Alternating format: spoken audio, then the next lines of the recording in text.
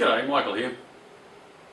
This video, initially my purpose for this video was to demonstrate how to fold a bandsaw blade, but it's been growing ever since I started the idea, and I suspect I'll cover quite a lot of ground in this video.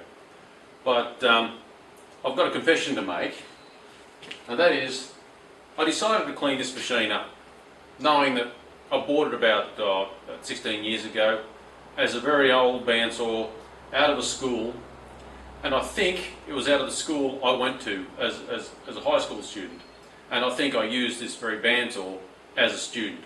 I don't know that for sure, but I've got good reason to believe it was sold in the town where I grew up, and came obviously from an educational environment such as a school. This is about a 50-year-old machine. I'm about 50 years old, and the only school in that neighbourhood that would have fitted the time frame was the high school I went to. So this is quite likely a relic from high school that I went to as a child. In any case, you've seen my little video series about the fence and the tail extension, rah rah rah. But the purpose of this video is how to fold a blade. But the reason why it's been expanding is it dawned on me that perhaps some of you may be wanting to buy a bandsaw. Maybe you've got no experience with a bandsaw. Maybe you're in the trade and you know most of the stuff anyway, but having a little bit of trouble learning how to fold the blade. Well, I'm going to assume you know nothing or very little about a bandsaw, so if I'm covering territory you're well and truly fluent with, don't worry about that, just sort of, go with the flow. So in any case, this little machine, as I was cleaning it, this is part of the confession, I opened up the back cover, which I haven't actually done in the 16 years I've owned it, because the machine just works. It works beautifully. In here, I discovered, don't know if you can see that, actually I might zoom in.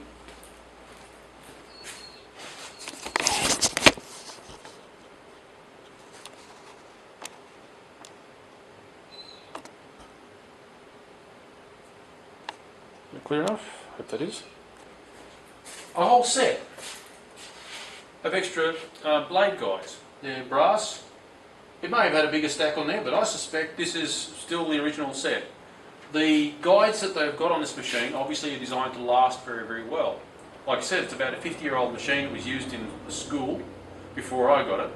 Admittedly, I haven't used this machine very heavily since I bought it. So my wear and tear on the machine's been minimal, but I'm sure it had plenty of abuse in the school.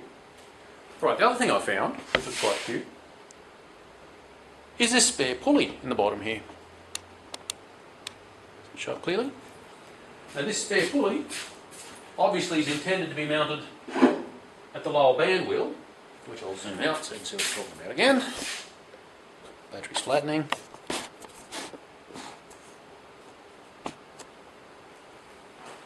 Okay, so this pulley, which is supplied, which I was very surprised to see here, is obviously a replacement for this upper pulley, and this has got a lot of adjustment in the motor mount here, which is quite beautifully done. Obviously, if I needed more torque for, say, a harder cut, like a large curved blade, a stronger blade, put through harder timber, Australian hardwoods are very tough on machines.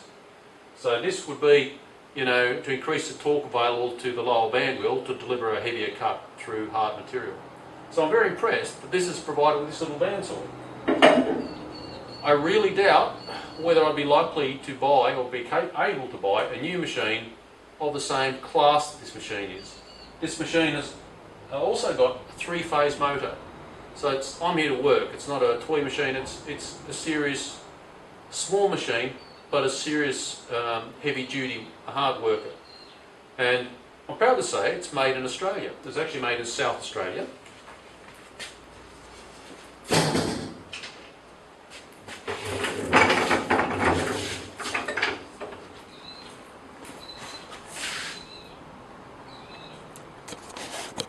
By a company called Woodfast.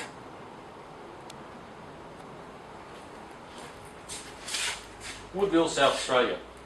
I haven't bought any Woodfast equipment other than this, but if this is any indication of the quality of the machinery, it is outstanding. Yeah. So I plug for Woodfast. I don't know whether they're still in business or not. I'm going to have to check them out. Alright, so I didn't know anywhere near as much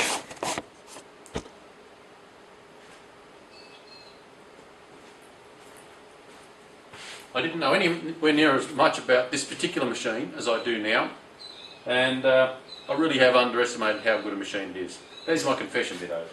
Alright, now I'm going to have to change the battery. I'll do that now.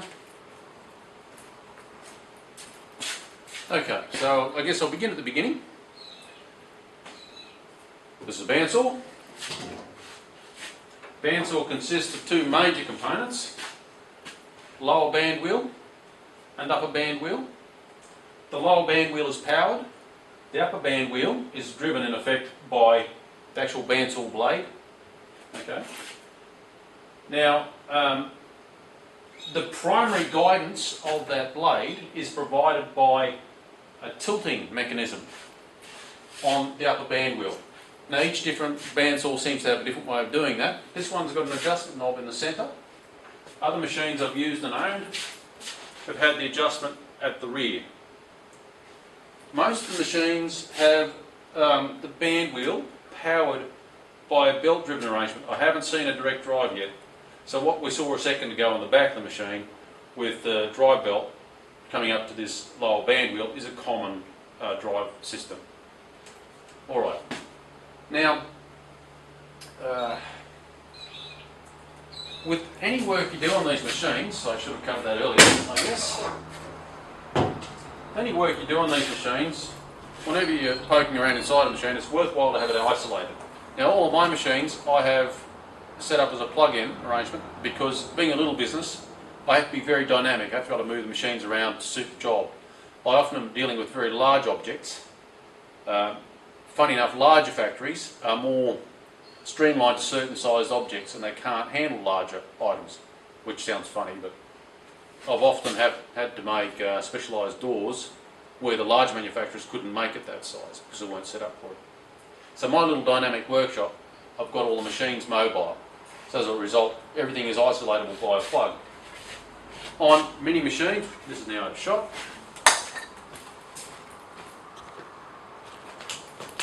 On many machines you may have a second isolator switch, and if they're permanently wired, if you don't already have one built into the machine, get one fitted to your machine so you can isolate it separately from its operational switch. And this machine's operational switch is up here, and here's the isolation switch there, which is basically to disable the machine as a secondary sort of layer of protection.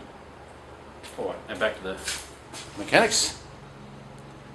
Now I said that the tracking of the band is provided by the upper band wheel. That is really the tracking. There are bearing guides here and below. When I say bearing guides, some of them use like a wood block, some of them, like this one, uses brass bushes or brass guides. And on the back they may have a roller, or they may be using ball bearings. Some of them use ball bearings for all the actions. Now I'll show you the setup of that in a minute. But do not think of those guides as a tracking component of the bandsaw. Think of them, they're only meant to be there for any pressure you put on the blade when you're working the blade. When the blade is not under any load, the blade should actually not quite be touching any of it. Okay. Now with all the work that I did on this table and the fence, I actually ended up moving the bottom bearing assembly around because the table is mounted on the same block that guide assembly is. And as a result, the lower guide assembly is a little bit brought forward, and so I have to adjust it back a little bit. I'll take the guards off on the top and I'll show you how that works now.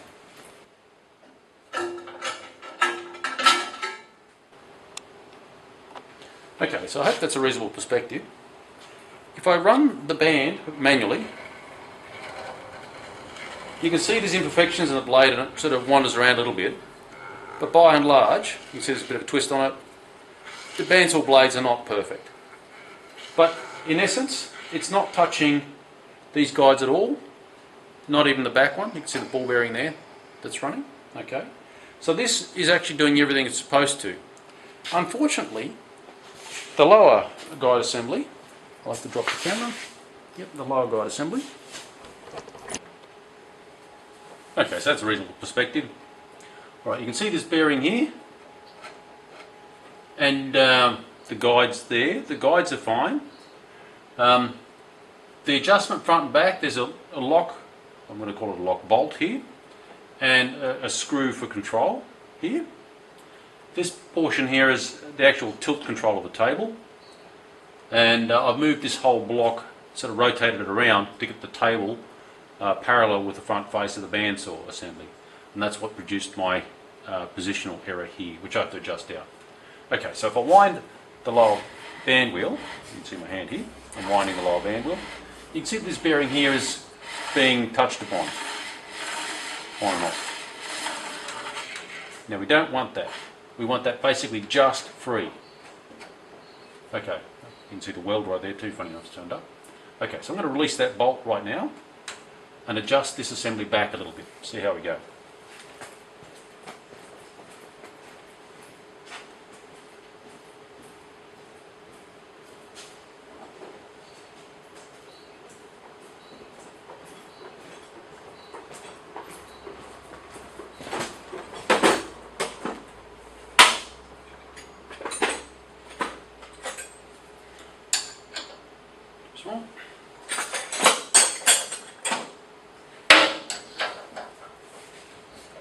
Okay, so it's released.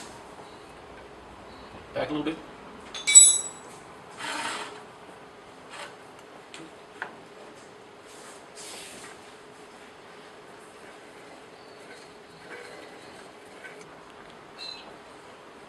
Now what I'm trying to do is make sure that the blade is, if it touches that bearing, it only touches it like once in the whole length, just where there's a bit of a bump in the blade. That's okay. But the intention is that it's basically not, or scarcely touching that bearing. There's a touch. There's a touch. It's basically as it goes around past that joint. That's reasonable. Let's see what it's doing below.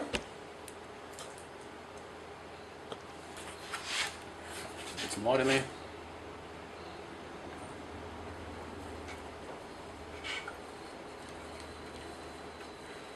Awesome. Scarcely touching. Don't think you're using. I can actually bring that assembly forward.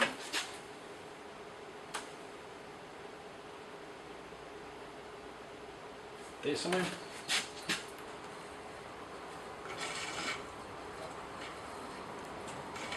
Yep, it's just making contact, which is basically perfect. It's only just making contact.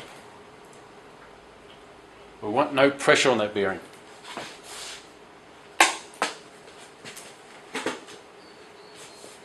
Tighten that up now.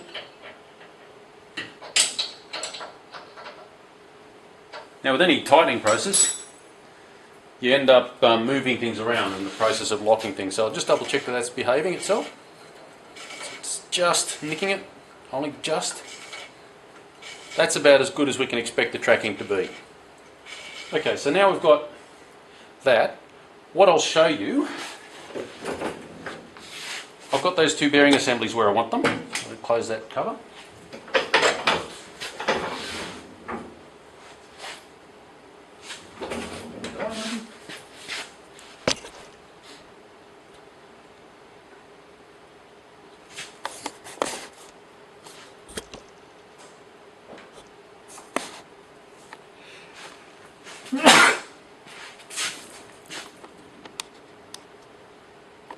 Okay. Now if I tighten this little knob here, handwheel kind of arrangement, it'll pull the blade back more firmly against the running. You can see that bearing running, I think, in the video. Be careful with my fingers. Yes, you can see the bearing running hard. If I loosen that back off,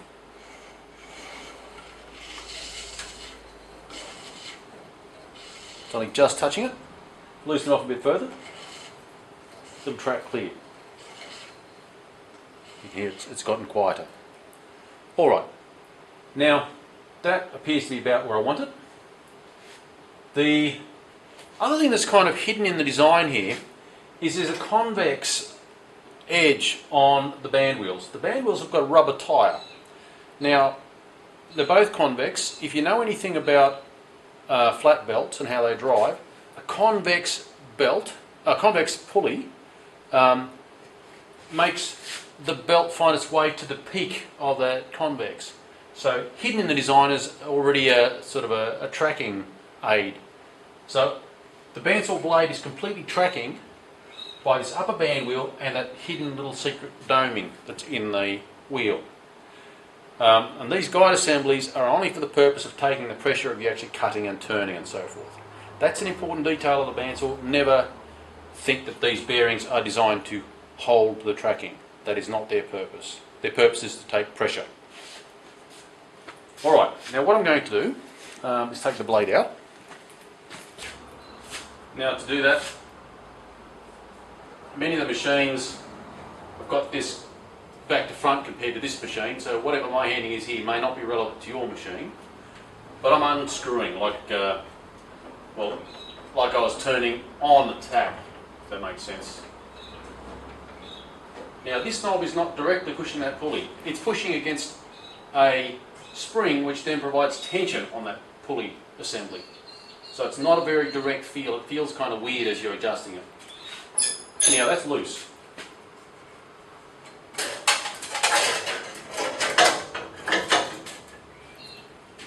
Right. Now we're on to the purpose of this video. Let's see if I can get that in a better spot.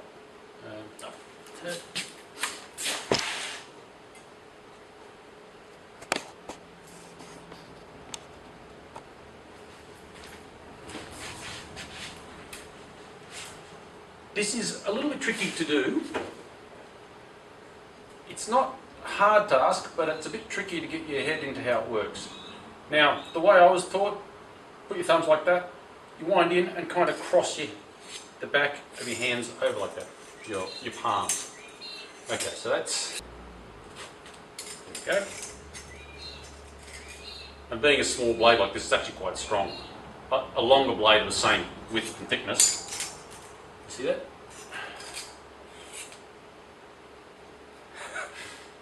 Oops.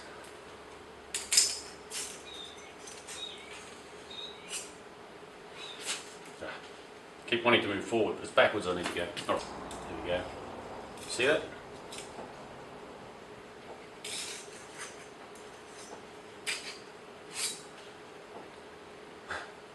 I don't know how to explain it so much as actually do it. Oops. Strong blade. Okay, so there you have that folded up. Now that makes it very portable, good to put in a little box or for shipping, good for storing on a hook. Basically makes a bandsaw blade quite compact. Even a large bandsaw blade becomes a very small little spool.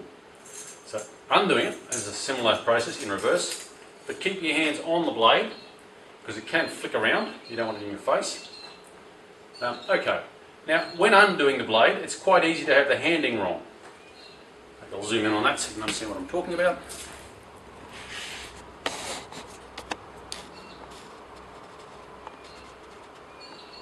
You see the blade? Where the teeth are? They have to be travelling down obviously on the side. That would be the front edge on the bandsaw blade. It's possible to turn the blade inside out. So that, let me just focus on the machine. Okay, it's possible to have the blade turned inside out, so that when you put the blade in, the teeth are actually pointing upwards, which is not what you want. You obviously want to have them so they're cutting on the downward pass. Okay, every time you change the blade, the tracking behaviour will probably be a little bit different. And certainly between blades, there'll be a difference in the tracking because of the way the welds work and any tensions that may be in the metal of when they made the blade. There's all sorts of little things that add to a discrepancy. Okay.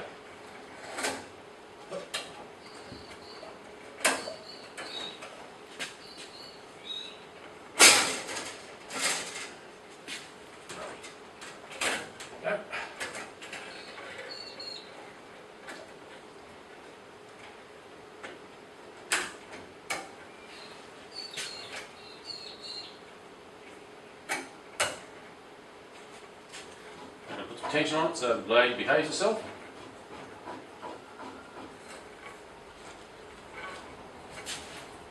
See? Yes.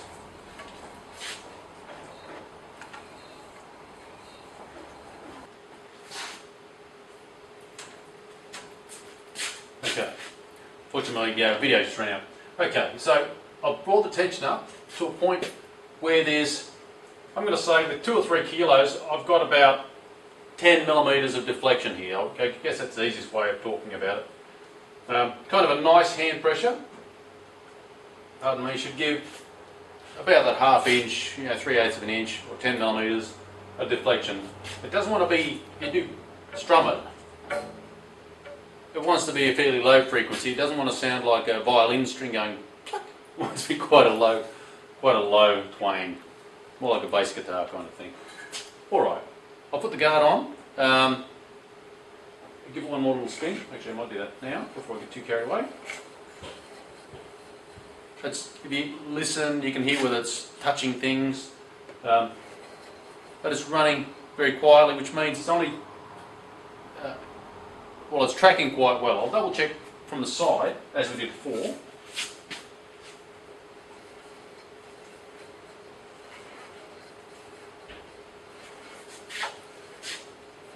I think I might send it back just a little bit.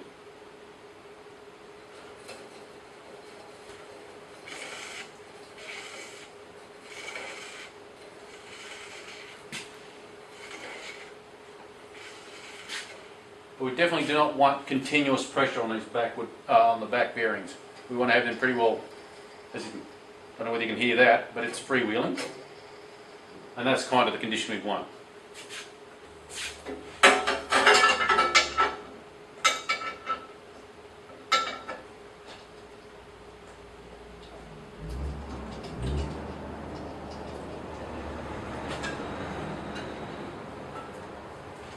Okay, so I'll close these guards up. Now the machine's on the trolley, so it's not entirely stable, but let's hope that it's going to be stable enough for the job. That's pressure well.